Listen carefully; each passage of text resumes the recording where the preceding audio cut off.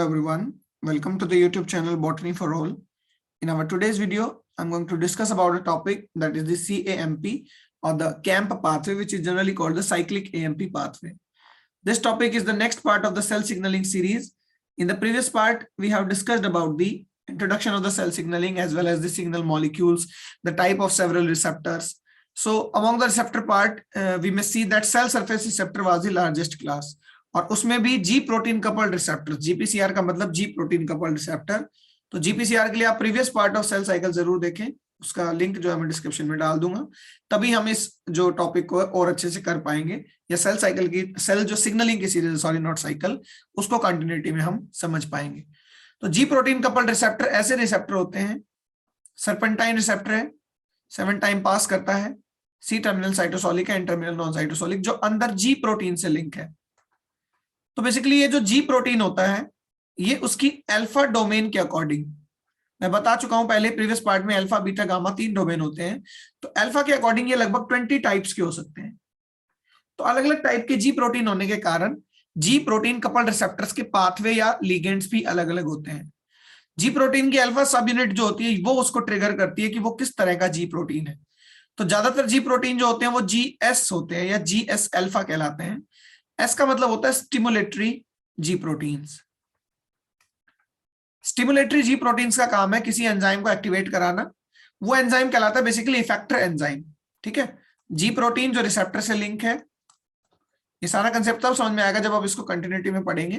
तो पहले आप प्रीवियस वीडियो जरूर देखिए सेल सिग्नलिंग सीरीज के। ये रिसेप्टर है जीपीसीआर,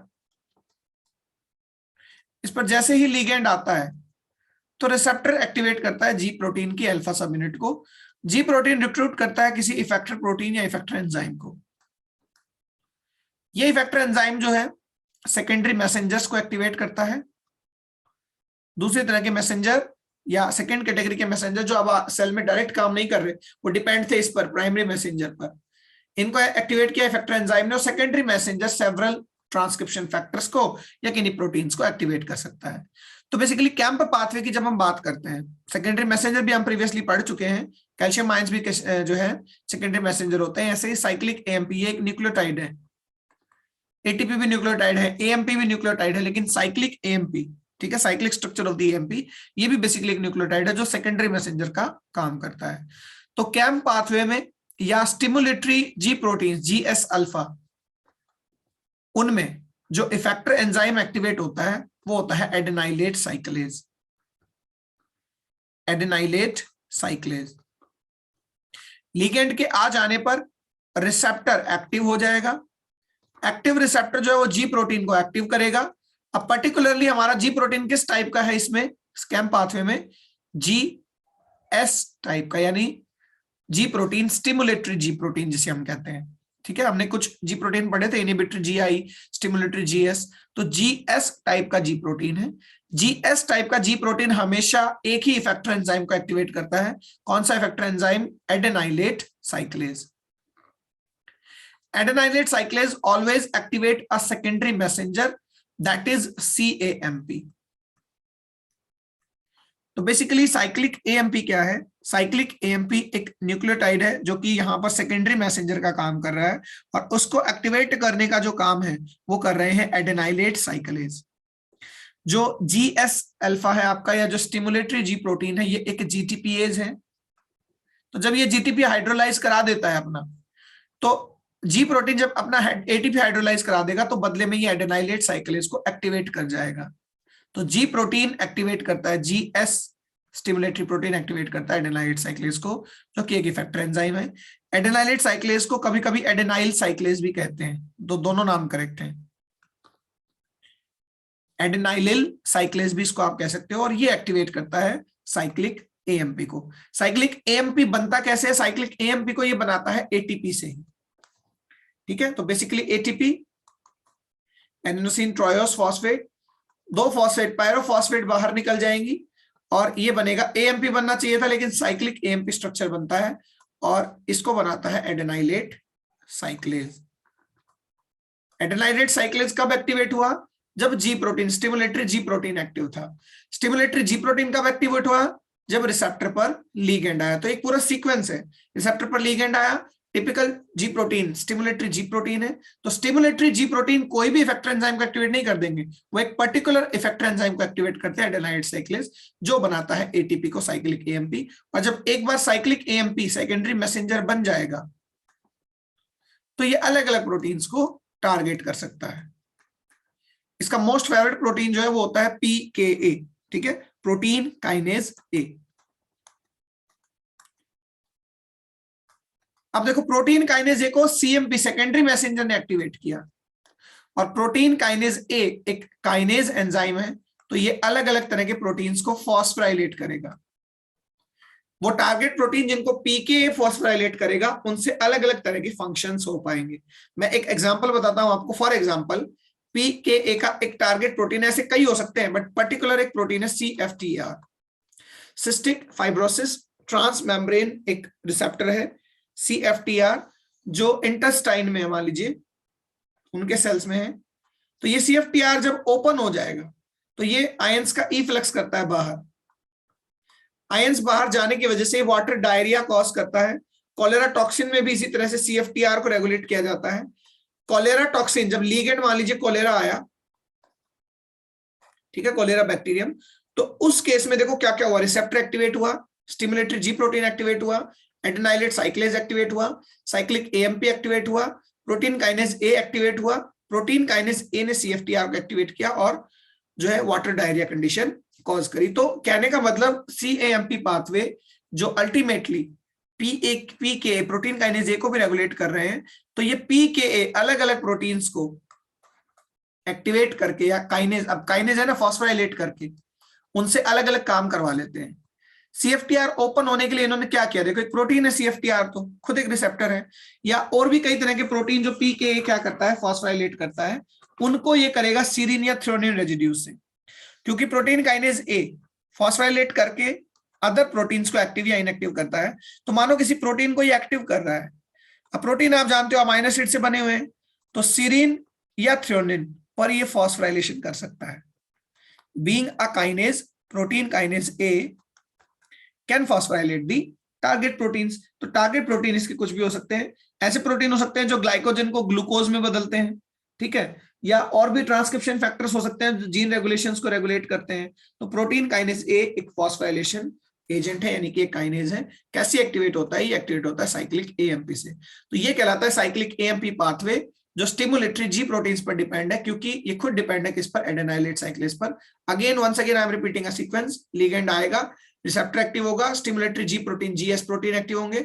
जीएस प्रोटीन हमेशा, आप पिछली वीडियो में टेबल में भी देख सकते हो, एक ही फैक्टर एंजाइम एडेनाइलेट साइक्लेज को एक्टिवेट करता है। एडेनाइलेट साइक्लेज बनाता है साइक्लिक एएमपी सेकेंडरी न्यूक्लियोटाइड, नीचे देख लीजिए, और किससे बनाता है, एटीपी से। एटीपी से सीएएमपी सेकेंडरी मैसेंजर बनते हैं जो पीकेए प्रोटीन को एक्टिवेट करते हैं। ये काइनेज है, प्रोटीन काइनेज ए, और ये वेरियस प्रोटीन्स को, टारगेट प्रोटीन्स को फॉस्फोराइलेट करके अलग अलग पाथवे या अलग अलग फंक्शंस को cause करता है। So let's see what is the mechanism behind the activation of the PKA ultimately, that is called the CAMP pathway or the CAMP pathway. So let's just start with the video.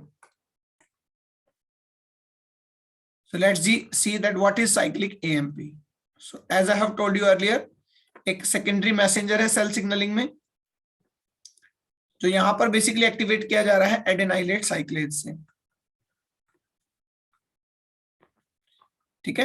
एडेनाइलेट साइक्लेज को activate करता है और ATP के through इसको बनाता है। एडेनाइलेट साइक्लेज enzyme है जो साइक्लिक एएमपी में चेंज कर रहा है एटीपी को, दो फॉस्फेट को रिमूव करके। तो साइक्लिक एएमपी एक मोनोन्यूक्लियोटाइड है, यानी मोनोफॉस्फेट न्यूक्लियोटाइड है जिसमें एक ही फॉस्फेट है। तो बीइंग अ न्यूक्लियोटाइड इसमें शुगर है, this one is the sugar.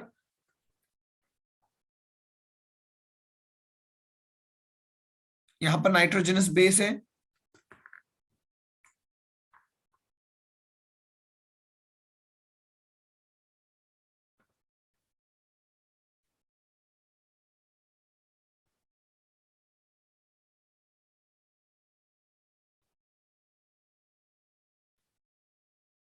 इसका अलाइनमेंट आप देख सकते हो।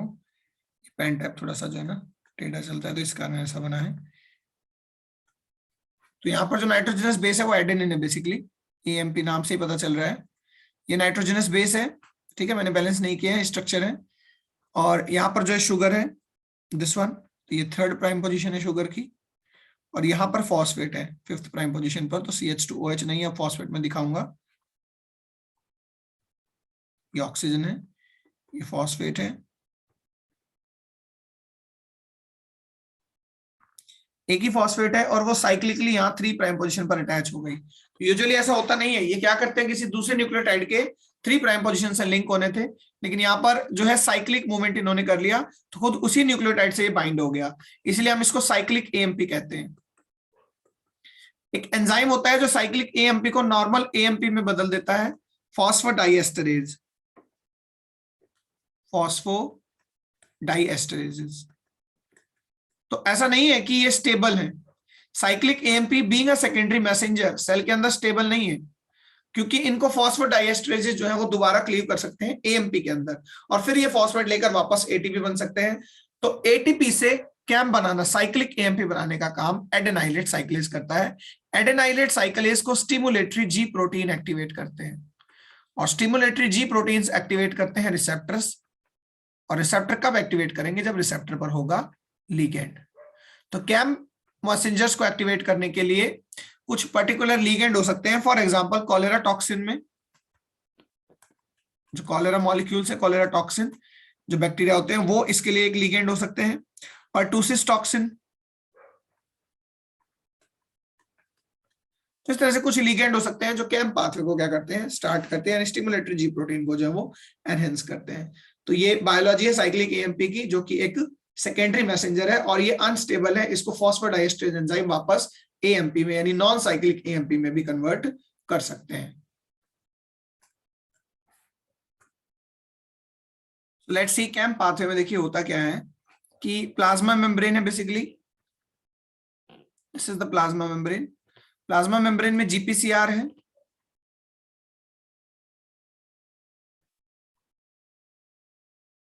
सेवन टाइम्स पास कर रहा है, और यहाँ G प्रोटीन है, यह है स्टिमुलेटरी G प्रोटीन, ठीक है, GS। रिसेप्टर आ जाने पर ये जो है एक्टिव हो गया, स्टिमुलेटरी G प्रोटीन भी एक्टिव हो गया। एक्टिव होने का मतलब अल्फा यूनिट जो है वो GTP से बाइंड है। कैसे एक्टिवेट होते हैं आप GPCR में देख सकते हैं प्रीवियस वीडियो में, और बीटा गामा यूनिट है। तो ये वाली अल्फा डोमेन, क्योंकि GS अल्फा है, ये जाकर खुद हाइड्रोलाइज होकर G अल्फा डोमेन अपने GTP को तो हाइड्रोलाइज कर देगी, GDP में वापस चेंज कर देगी, उससे जो एनर्जी मिलती है ये एक्टिवेट करती है एडेनाइलेट साइक्लेज को, ठीक है। तो ये इफेक्टर प्रोटीन एडेनाइलेट साइक्लेज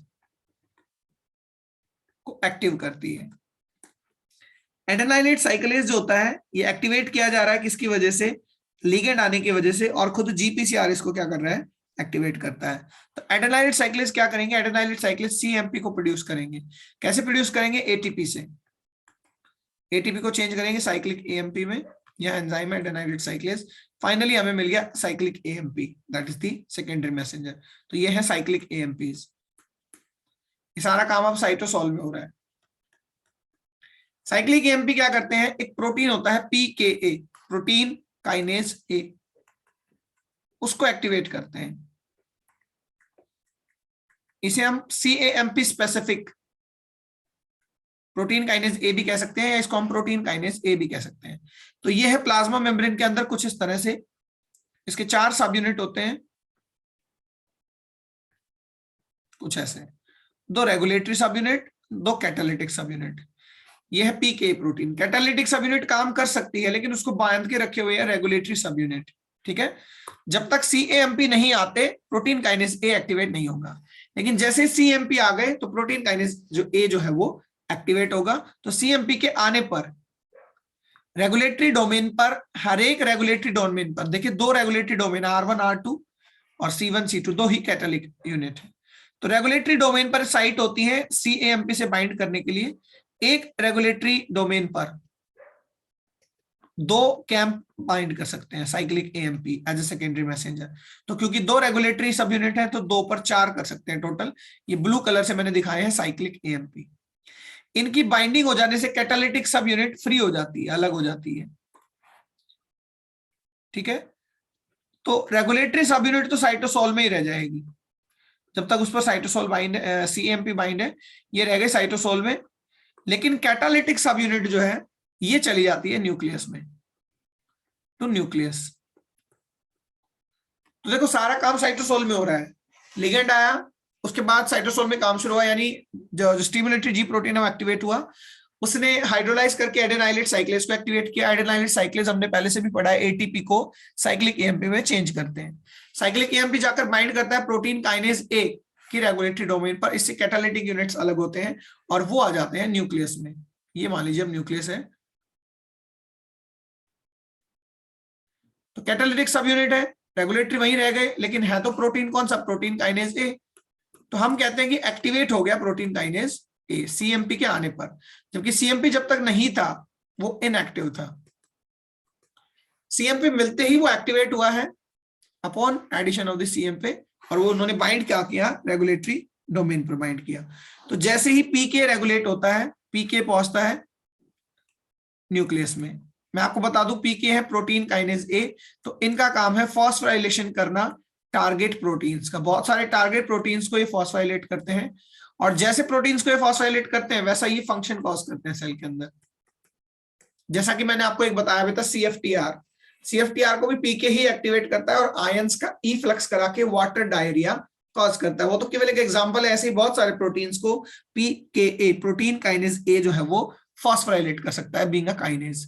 अच्छा, जब वो टारगेट प्रोटीन्स को फॉस्फोराइलेट करेगा तो वो सीरीन या थ्रेओनिन, इस पर मैं पहले भी बात कर चुका हूं, किसी भी प्रोटीन को, टारगेट प्रोटीन को मानो ये सीएफटीआर है, इसको पीकेए फॉस्फोराइलेट करना चाहता है, तो सीरीन या थ्रेओनिन में से किसी एक रेजिड्यू पर ही वो फॉस्फोराइलेशन करेगा। पोजीशन कुछ भी हो सकती है।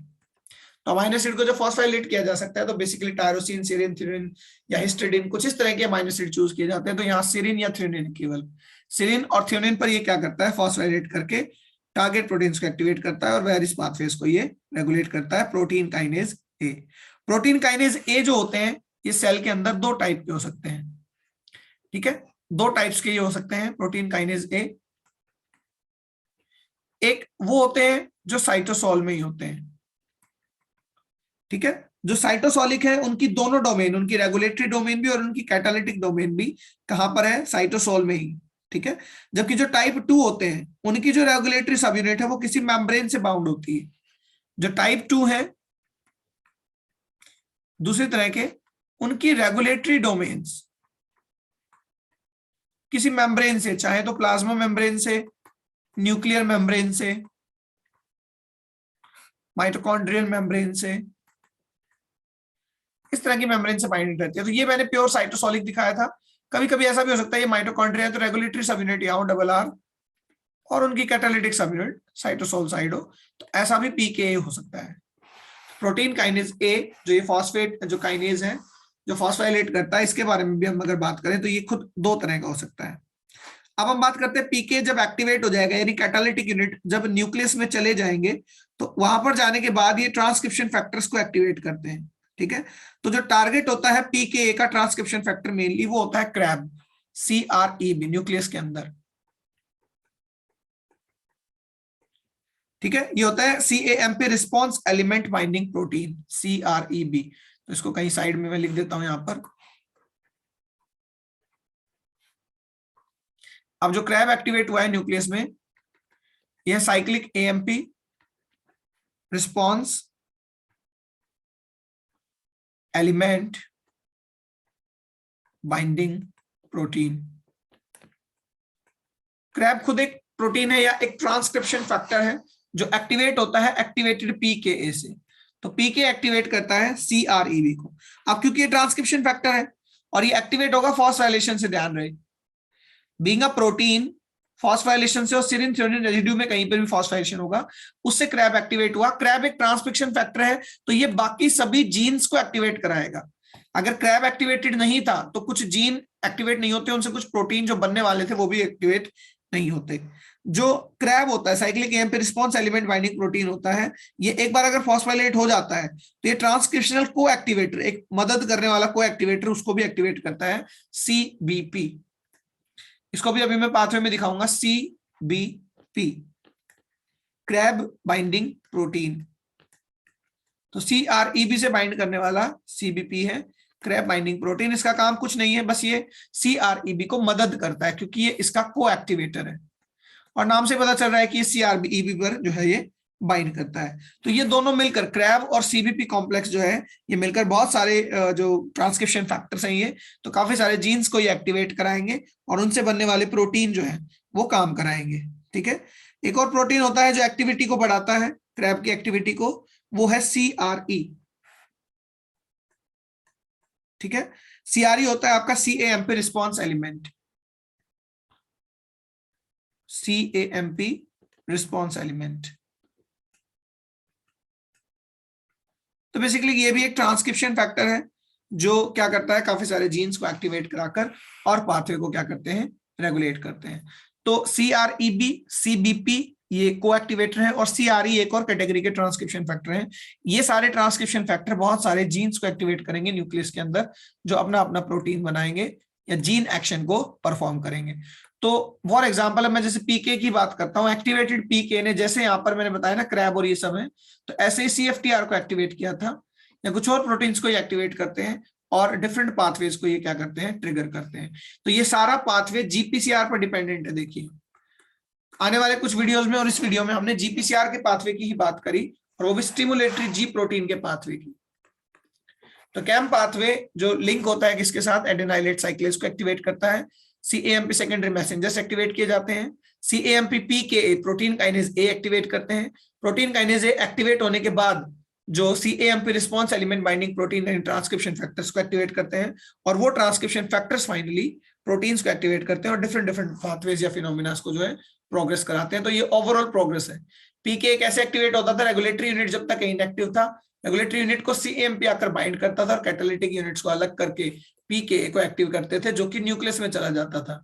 न्यूक्लियस में इसके ट्रांसक्रिप्शन फैक्टर हैं जैसे कि CREB, को एक्टिवेटर CBP यानी कि CRB बाइंडिंग प्रोटीन, और एक और जो है हमारा जो है ट्रांसक्रिप्शन फैक्टर है जिससे क्रैब भी बाइंड करता है CREB, वो है CRE रिस्पॉन्स एलिमेंट। तो ये जीन्स में पाया जाता है और ये क्या करता है, ट्रांसक्रिप्शन को इंड्यूस करता है।